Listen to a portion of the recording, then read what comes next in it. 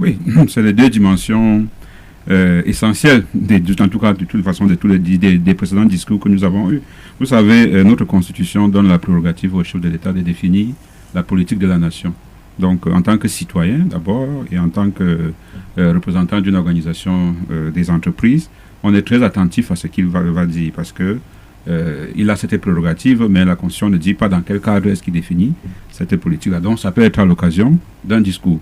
Bon, ça c'est, on va dire, c'est la position principale, mais en tant que statisticien, lorsque l'on veut anticiper, lorsqu'on veut se demander qu'est-ce qui va se passer, nous, notre réflexe, c'est de regarder ce qui s'est passé les 2, 3, 4 dernières années. Pour pouvoir l'améliorer. Voilà. Non, pour pouvoir anticiper sur ce qui peut arriver cette année. C'est ça la démarche d'analyse statistique. Et là-dessus, lorsqu'on regarde les précédents discours, on se rend compte qu'il y a 2 éléments à considérer. La première chose, c'est que le président de ces dernières années n'est pas du tout engagé dans des perspectives de grandes réformes.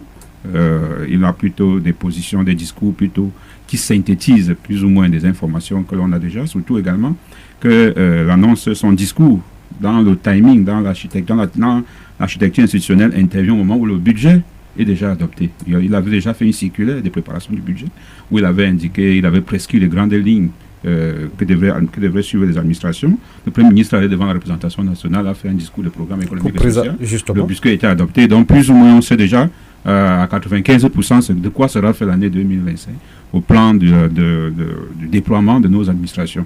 Certainement, le président va en faire une synthèse, mais comme vous avez dit et comme votre éditorial a relevé, l'année 2025 est une année de grands enjeux, aussi bien pour les citoyens, pour les entreprises que pour toutes les personnes qui sont de près ou de lien, dont le sort de près ou de lien lié à la vie de notre pays. Là-dessus, on est en attente de ce que le président va dire.